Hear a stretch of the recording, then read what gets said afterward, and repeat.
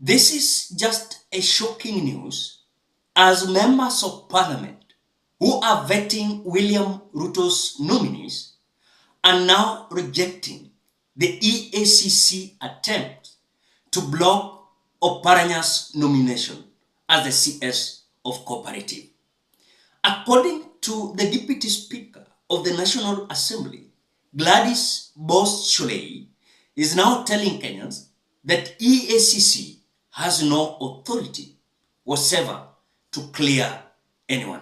But on the other side, the DPP has cleared Oparanya as someone who does not have any case. But according to EACC, they are saying that the clearance of Oparanya as the CS of Cooperative is not only interfering with their duties, but again is showing any kind of biasness in the case of Wycliffe Ombeta Oparanya. Ladies and gentlemen, welcome to the analysis of this channel. Please consider liking the video. When you like the video, you automatically support the work that I'm doing. I have realized that sometimes you bump into the video, you watch, and you forget liking the video. So I'm just reminding you, if you're watching the video, ensure you like the video. Thank you so much for that like. Now, Kenyans, I told you here very clear yesterday that EACC questioned about the clearance of Oparanya's case. Tumekuwa na hii tabia ya DPP just coming out to clear the case without even clarity. The reason why they are clearing several individuals who are having cases. But now we are being told with the EACC that they are opposing the clearance of Oparanya as the CS of cooperatives. And they are citing, say, Oparanya received 56.7 million in irregular benefits.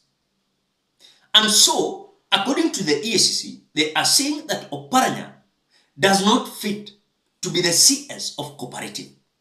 But on this side, the DPP is saying that Oparanya does not have any case. Oparanya was cleared and his case never had enough evidence to accuse him. And we begin with a story on Wycliffe Oparanya's suitability for Cabinet Secretary. As the Ethics and Anti-Corruption Commission publicly prosecutes its case against the Cabinet nominee and former Kakamega Governor, Parliament's leadership has advised the Commission that the legislature is under no obligation to heed their advice despite being invited to provide adverse information touching on the integrity of the nominees. The EACC is adamant that the Office of the Director of Public Prosecution's decision to close the Oparanya file is ill-advised, and its reasons are outlined in this report. Kama mbaya, mbaya. The colloquial term that would have probably been the best fit for the position taken by the EACC on Wycliffe Oparanya's suitability to hold office as Cabinet Secretary for Cooperatives and MSME Development. That is, before the advent of Angukanayo. The EACC ready to go down with the ship as it goes up against the Office of the Director of Public Prosecutions, headed by Renson Ingonga, for closing the file on its investigations into the former Kakamega Governor, suspected of abusing his office by receiving 56.7 million shillings in irregular benefits.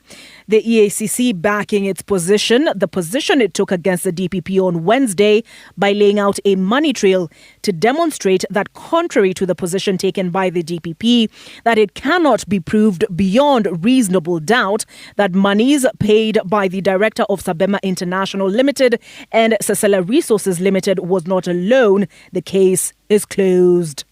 Oparanya, EACC says, is actually on the hook for receiving monies from 4 other companies that did business with the county when he was governor between 2013 and 2022.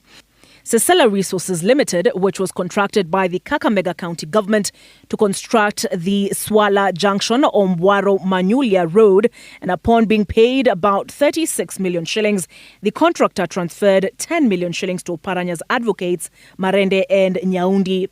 Oparanya's wife's company received about 2.3 million shillings, all on the 28th of July 2021, according to the EACC.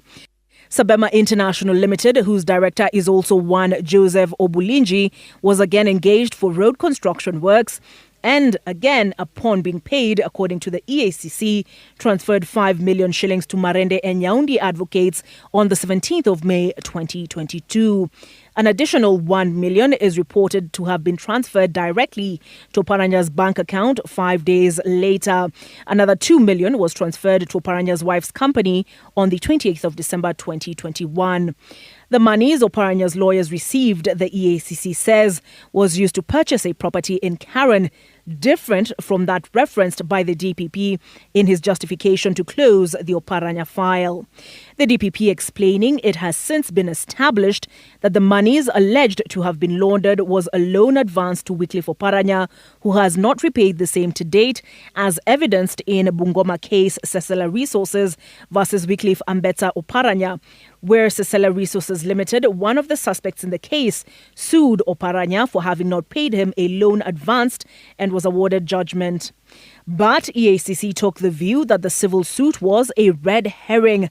The Commission is of the view that the case was stage managed to sanitize the irregular payments made by Mr. Obulinji. This is buttressed by the fact that it wasn't until when consent to prosecute the suspects was granted in December of 2023 that the above civil case was filed.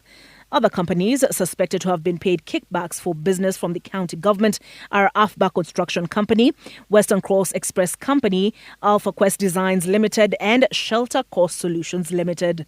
The timing of the civil suit for the loan is not the only one that the EACC views as suspicious. It also views as suspicious the receipt of the DPP's notification for the closure of the investigation after Oparanya was nominated to cabinet, yet it was dated 8th of July 2024. But as the EACC picks the Oparanya case as the hill it is willing to die on, the parliamentary leadership on Friday was quick to remind the EACC of its limitations.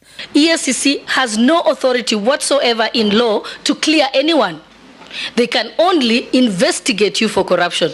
Olive Burrows, Citizen. So Kenyans, I told you here very clear.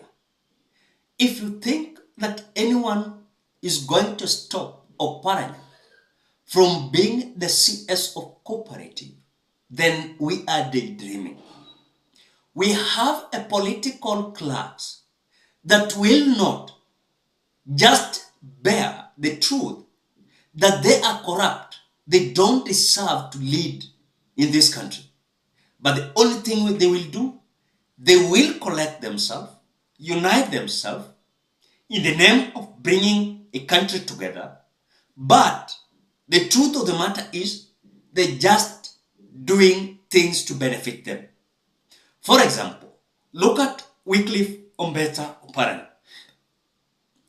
He was just the other day a governor, 2 terms. Then you want to tell me, still, he deserved to be a leader. Yet we have several individuals who can be the CSS. People like Hassan Joho, wamekuwa MPs, wamekuwa tena governor 2 terms. Bado wanapewa uongozi. What is this that these people want to do that they never did during the leadership and the offices they occupied earlier on? That is the question we are asking. Because you cannot tell me something that Oparanya never did in Kakamega is now coming out to do for all Kenyans. The same to Joho. And that is why I want to tell you today, we are saying, I will never agree for these individuals to occupy the offices than me sitting down celebrating. What is this I should celebrate about Oparanya? What is this I should celebrate about Joho? That he has done, and I can substantiate that now these individuals deserve to lead this country. And so then, Kenyans, if you want to change this country, Remember, any leader who has been in the office, he has retired. Why should we give him or her any job again? Why? You mean we don't have other individuals who are learned, who can be the CSS? And that is why we told William Ruto as Gen Zs, we don't want leadership that is being recycled. Leadership that we do understand this person is corrupt, but he's being forced to the people. So the EACC, they are claiming that the clearance of Oparanya was not in accordance to the law.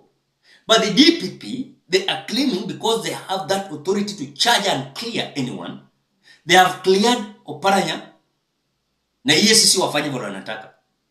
At the same time, I want to blame the EACC. Why now? Why earlier on? Mbona wangefanya mapema?